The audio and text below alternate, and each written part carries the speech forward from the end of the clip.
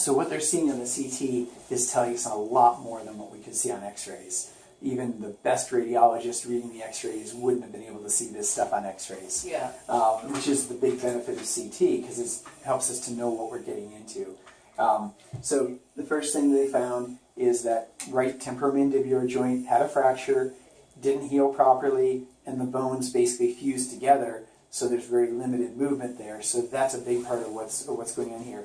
The muscles, the chewing muscles, which are the muscles up here on the top of the head, and the muscles on the cheek on that side are atrophied from disuse. Now, based on the CT and the density of those muscles, it is likely that it is disuse atrophy and just fat in that area, which is something that she actually can recover from. If there is fibrosis, if there's scarring of those muscles, that can create problems, because scarring of the muscles may make it so the soft tissues also give her inability to open her mouth. And it's really going to depend upon how severe that is. When whoever is doing the surgery is in there, they may have to release some of those muscles to be able to open the mouth. And if there's a lot of scarring in there, it's possible they may not be able to. It's likely that they still will be able to, one way or another. Now, if that side, if the muscles are just completely gone and not coming back, do you think the left side can still compensate? Yeah, absolutely. Because if the muscles on the left side are working, because the jaw is still fused as a solid unit. So if the left side is moving, the right side is going to move too.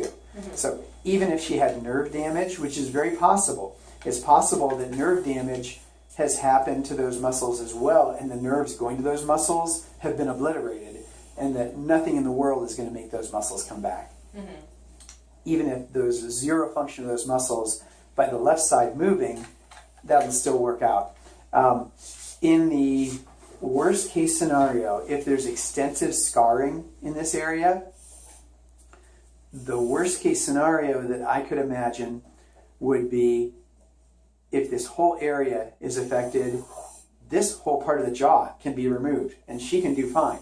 There are many cases where we remove that part of the jaw, mm-hmm. and we say for oral tumors, if there's an oral tumor in this area and we have to take wide margins, we will just disarticulate this and take the jaw sometimes right up to the midline and take this whole half of the jaw if necessary. Wow. And dogs do fine with half a jaw. Yeah. As long as that half is moving and everything else is good.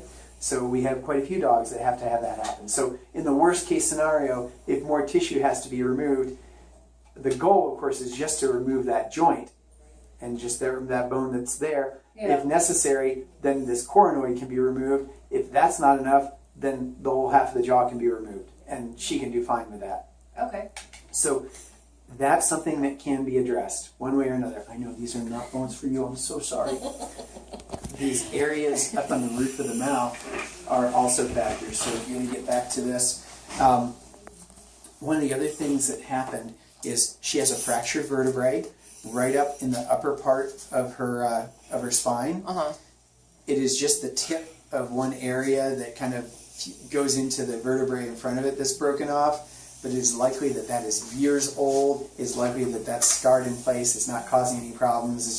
It is what it is. It's just part of the trauma that happened before. Okay. They say that she has severe chronic destructive rhinitis, which means that inside the nasal cavity, I don't know if you can appreciate, if you look in that nose, all those little bones, looks like coral or something, mm-hmm. Those are called nasal turbinates. And that's the surface on which their mucosa is. Those are all the smell receptors. Those are pretty much gone in her nose because there's been chronic inflammation in her nose. Now, that chronic inflammation going on in her nose may very well just have been secondary to the trauma. When that trauma happened, there were multiple fractures in her face. Mm-hmm. And the bones on the roof of the mouth here, these bones were badly fractured. They said there's a lot of these bones that are just missing. They're just gone. There is, and I'll check on in a moment, I'm pretty sure they said it was on the right side, there is one of these bones that's actually up in the nasal cavity on the right side. Can you see how big that one is? I don't think they said, but it's a fragment, almost certainly a fragment of the palatine bone here. And I don't think they said, I'd have to actually look at the CT scan to tell. So what happens, that piece of bone up there may be dead and be what's called a sequestrum, which just creates a chronic area, a chronic focus of inflammation. As long as that's there, it's going to be causing problems. So that may be a factor. She may very well, where that lower canine tooth is hitting the roof of the mouth, she may very well have a hole right in this area here between the mouth and the nose. So those are all areas that are potential problems too. And then how is that repaired if she does have those holes? Well, we'll go into that. So there's a lot of areas here where they said the bone is just absent. Now, if there's soft tissue covering that and there's no actual communication between the mouth and the nose, great, then we should be okay, because that's the biggest thing, is the communication between the mouth and the nose that causes problems. If there are areas where there are holes in the palate, which it would not surprise me at all, I would almost bet that when we can actually open our mouth and look at that we're going to find that there are some holes in the soft tissue. Each one of those holes is an area where communication happens. So anything she eats gets shoved up into her, some of it gets shoved up into her nose and contributes to this chronic rhinitis. Those are areas that can be surgically repaired. The type of procedure that's done really depends upon the location and the size of the hole. The problem with surgery on the palate, and this is what we face with dogs that have, say, like a cleft palate, which is a birth defect. Dogs with a cleft palate that's a birth defect and have a hole in the roof of their mouth, there are multiple types of procedures that have been done to do that. They all have variable success. There is no procedure on a cleft palate that is 100% successful on the first time. Cleft palate surgeries sometimes require multiple procedures. It is very, very common, even in the hands of the most experienced board-certified veterinary oral surgeon or dentist, that these things fail. And the reason for that is there's no supporting bone below that. It's just soft tissue. As they're breathing, there is movement of that palate. You know, when they breathe in and out, that palate is moving. Tissues that have sutures in them that are trying to heal, movement breaks down the healing tissue. So movement is really a big problem with getting those to heal. The other thing that happens in the mouth, they're constantly going with their tongue on the sutures, and that can disrupt the healing as well. So it's very, very common for surgical procedures that are done on a palate to have to be done multiple times. So it may require multiple surgeries, and sometimes multiple surgeries still can't resolve the problem. If there is a persistent hole between the mouth and the nasal cavity, then that causes chronic rhinitis, very much like what she has now, but it also puts her at a higher risk for aspirating some of that material and potentially getting recurrent aspiration pneumonia. And that's just something that it's just important to be aware of, that this may be an ongoing thing for her, even with surgery.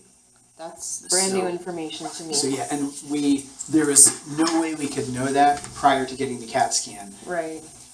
Other than the fact that, for me, it didn't make sense that she had the chronic rhinitis just from the trauma that we knew existed. So I knew there was something more there. Right. It's possible that just because she couldn't open up her mouth, some of that food refluxed in there, and that could cause it, but it would be still a little bit more unusual. This makes a lot more sense. Yeah. So it puts a lot of the pieces of the puzzle together. So destructive rhinitis.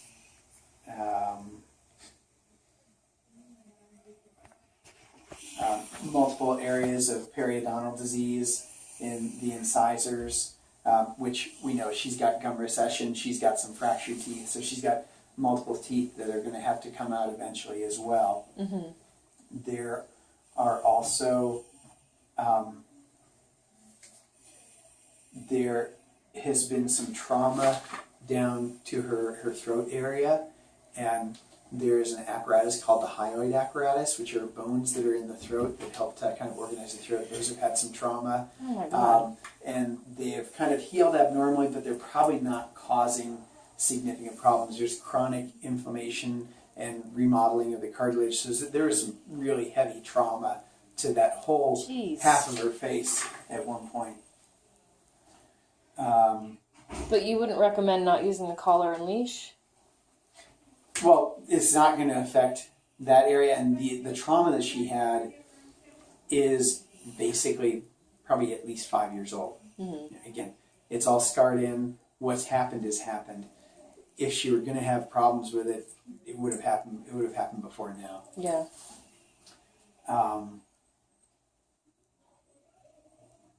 So multiple missing teeth. There's some tooth roots left, which I certainly understand. Extractions, tooth extractions, even when you can open the mouth, can be difficult in some cases, depending upon what's going on, and it depends upon so many factors. There are a lot of veterinarians that are not trained in dentistry, and one of the problems, even today, this year, 2017, the graduating class of 2017 from vet school, probably 60% or more of those veterinarians are not getting any dental training before they leave school. Wow. They are required to learn dentistry from the first practice they go to, or go and do continuing education. And in many cases, they're learning dentistry from people who learned it the same way. So there are a lot of myths about dentistry, and there are a lot of misconceptions. And dentistry is something that a lot of veterinarians find very difficult. And one of the reasons is they haven't been trained how to do extractions properly. Right. And they can be very difficult if not done properly. And other things that have been basically passed on from other veterinarians is certain things like if a tooth breaks and the roots are still in there, that you can just leave them and the body will just resorb them. In some cases that's true. So there is some basis to that, but in most cases not. And sometimes they create chronic problems. Other things are recognizing certain pathology. Recognizing when we have a tooth that's hitting the roof of the mouth and is causing chronic damage, is that something that needs to be addressed? Well, yes, it does. But a lot of veterinarians are not educated and not aware of what can be done and what needs to be done. Would you recommend just removing the canine that's hitting the roof of her mouth? Something needs to be done with that canine, because if she has an oronasal fistula there and we repair it and don't do anything about the tooth, that's just going to cause damage. So there's only two things we can do with a tooth like that. We can either cut the tooth off and do a root canal on the tooth to kind of keep it as a structural part of the jaw, or you can remove it completely. Those lower canine teeth perform a pretty important function as far as stability of the jaw, as far as structure of the jaw. Where that canine tooth is, it makes up 60% of the jaw structure. Oh, wow. So there is definitely some benefit in keeping it. And if we end up having to remove a significant amount of the jaw on that right side, then she's going to have a little bit of drift of the jaw, so that canine can cause additional problems. So it certainly needs to be at least reduced in size. Reduction of the size of the tooth with a root canal is best, but sometimes extraction is the more practical thing to do. It's a miserable extraction to do. There's a lot of bone that we have to remove, and we're really compromising the jaw in that area that's already bone that's not in great shape. Right. Yeah. So I think one of the big things to be aware of is that there are multiple bones that are fractured. She's got this chronic rhinitis. Her nose is probably never going to be normal.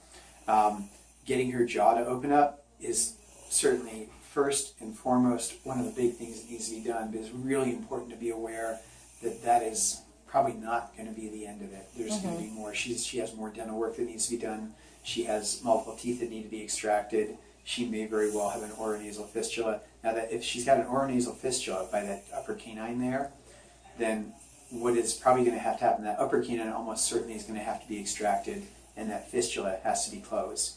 Those at least have a better chance of healing than the palatal surgeries. Those in most cases will be fine. And again, she is very likely going to need some level of palatal surgery. The other thing that a decision will have to be made on is that bone that's up in that sinus cavity, or that's up in that nasal passage, is whether or not that bone needs to be surgically removed. If that bone is causing chronic problems, then removing that bone is going to make it's going to make a big difference. The tough thing is, let's say the roof of her mouth is intact, and the roof of her mouth is all okay. I would really be hesitant to go through that area and open that up to get that bone, because even if we're doing a primary surgery, even if it's not a cleft palate, then we're still going to potentially have problems. So that may be a matter of doing a rhinotomy from the external surface. Okay. So that makes sense.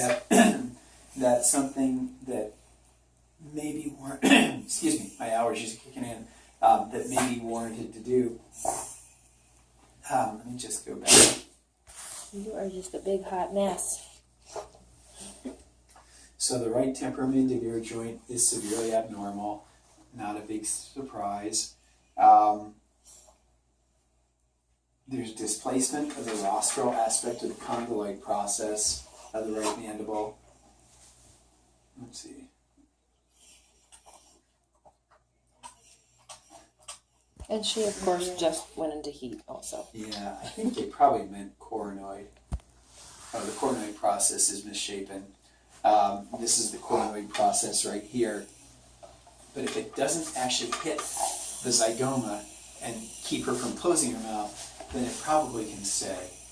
I don't even remember now which vet said it, but one vet along the way said that from the coronoid to the condyloid was all scar tissue, was all calcification. Yeah, I mean, there's you can't really see that on the X-ray, but there is displacement.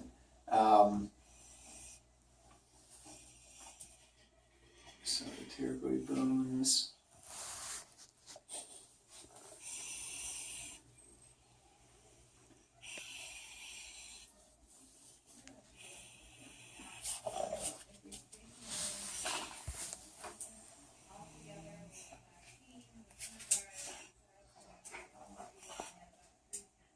So the nasal passages are severely abnormal. We know there's some chronic rhinitis there. So about 90% of those maxillary turbinates are gone, which are those small bones that are in there. And that it's not the fracture that did that, it's the chronic inflammation that's gone on afterward that's just caused those to degenerate. Do you think that those have been gone for a long time, or? Yeah, okay. It's chronic. That's a long-term change. And so the turbinates are up front, and then the ethmoid turbinates, which are in the back, about 40% of those are missing too. So most of the ones in the front, a large part of the ones in the back are missing. So this is the palatine bone, which this is the palatine bone right here. This is the bony part that's the roof of the mouth. Mm-hmm. The palatine bone is missing in multiple locations and is incomplete from medial to lateral. So this is the medial midline. Mm-hmm. So it means that there are big sections of the bone, probably on both sides, that are missing. Okay. And that was previous trauma. What happened, those bones were probably traumatized, and some of those bones broke off.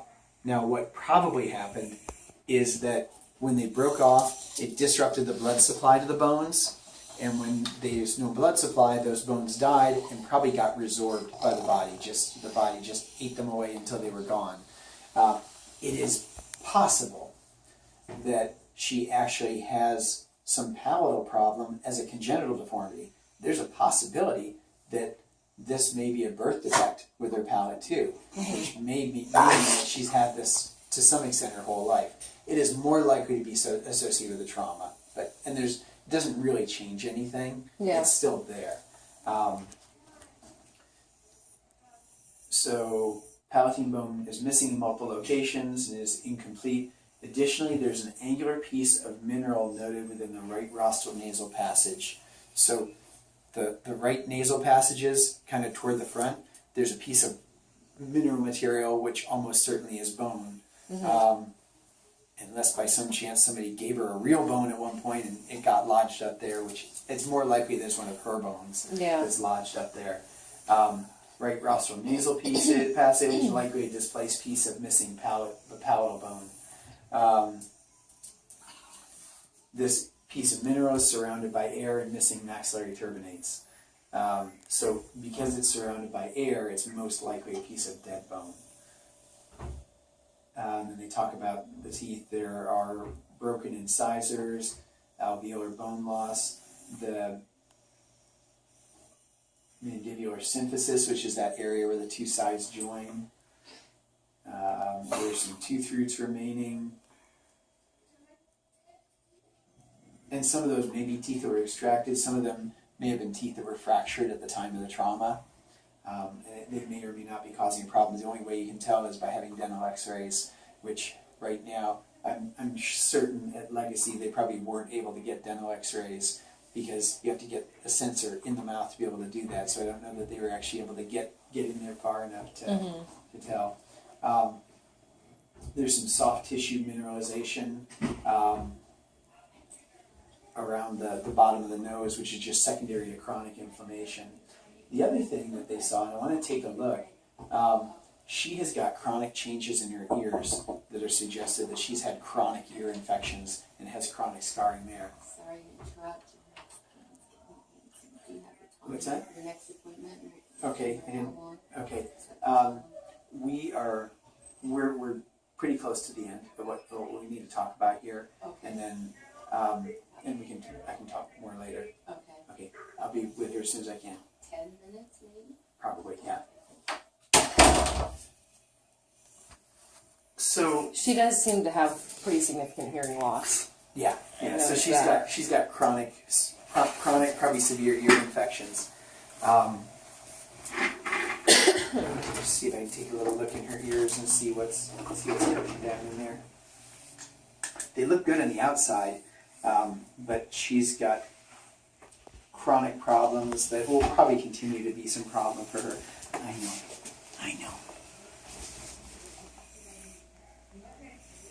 I know.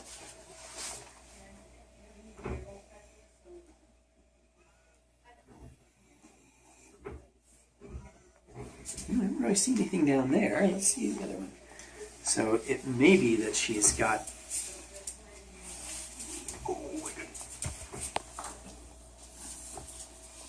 So it's really unusual for them to have chronic changes in the middle ear without having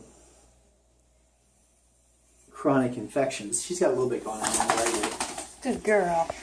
However, the other thing that can happen is they can have chronic dysplasia of the bulla, which is the bony chamber associated with the ear. Mm-hmm. That is actually fairly commonly associated with a congenital cleft palate. So again, that is possible that that might not be secondary to chronic ear infections. It could be that she's got some congenital defects as well. So basically, this is what we call a hot mess.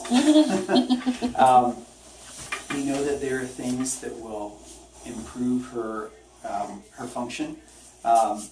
Getting that right joint taken care of, allowing her to open her mouth, and then after that is going to be a better matter of evaluating the palate and seeing what we need to do there. Because if she's got chronic communication, then it's really a matter of, do we try to fix that? It's better for her if it's fixed and stays fixed. Yeah. But it may still be a chronic problem. And depending upon a lot of factors, it's something that may be done at the same time as the TMJ. It is much more likely that it probably needs to be done in a separate procedure. So she's got multiple surgeries in her future. The other thing that I don't know if anybody has mentioned or noted before, she's got multiple mammary tumors as well, along both chains. She's got multiple small mammary tumors. We weren't even worrying about that right now. Yeah, again, I would be remiss not to mention it. We're going to just deal with that when we get her spayed, Yeah. which is going to be a later date probably after the jaw stuff. So it may be that she's got this chronic otitis media, chronic inflammation in those bulla, which is very difficult to treat medically. Yeah. Very often it means they need to have surgery to actually open up those bulla and get those cleaned out. And again, or we just deal with the chronic inflammation. So in a perfect world, she's probably got 3 to 4 procedures coming up in her future. And like I told you in my email, I do advanced dentistry. I've been doing advanced dentistry since 2001. This is an area that I don't work with that often because it just doesn't happen that often. And I said my experience with doing the condylectomy, doing the removal of that, is extremely limited, and it's limited to basically normal patients in laboratories and teaching situations. And again, it's very different if you're dealing with a normal joint versus a joint that has extensive scar tissue and other things, because that can make the approach very difficult. So that's why after I first saw the x-rays and saw what was going on, I contacted Dr. Olson, who's a board-certified surgeon here in town. He is a board-certified surgeon by trade, but currently he heads up the technician program at the College of Southern Nevada. He is still a surgeon. We use him for surgery all the time. He's an excellent soft tissue and orthopedic surgeon. And he's great at great diagnostician too. And I talked to him about it, and he said he has done more of these than I have, but again, he's still not done a huge number of them. Right. Plus, he has some equipment that I don't have here that would likely be beneficial. I want to talk to him about this first and see, based on what we're seeing here, if this is something that he would still have interest in tackling. Because he is at the university, if we did the procedure through his facility, it would be significantly less than what I could even charge you here. It would probably be half of what I could charge you here, because the university has educational subsidization, and because it's a teaching situation, they have much more benefits. Awesome. And it's too late now, but they actually have a CAT scan there as well. They do? Yeah, so that's one of the few CAT scans in town.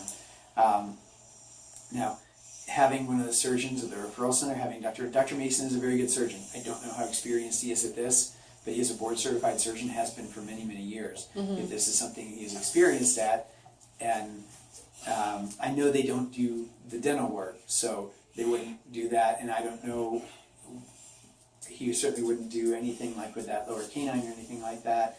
And as far as like palatal surgery, I don't know what his experience is with that, because a lot of times some surgeons have experience with that area, some don't. I think it's really a matter of kind of figuring out who's going to have the best chance of Right. getting it done in an efficient manner. Like I said, if I were going to tackle this, I wouldn't do it by myself, because I don't feel that I would be doing you or her justice. Mm-hmm. If I were to do this surgery, I would do it in tandem with Dr. Olson, or with another surgeon. There are other surgeons. It's just the benefit of Dr. Olson is cost. So let me do this. If I can, I'm going to follow up with you. Sure. Now that I've had a chance to see her, and let me look at the x-rays, and let me chat with Dr. Olson, and then kind of wrap my head around this a little bit more. Okay. And then I'll just be in communication with you, and we'll talk more, okay?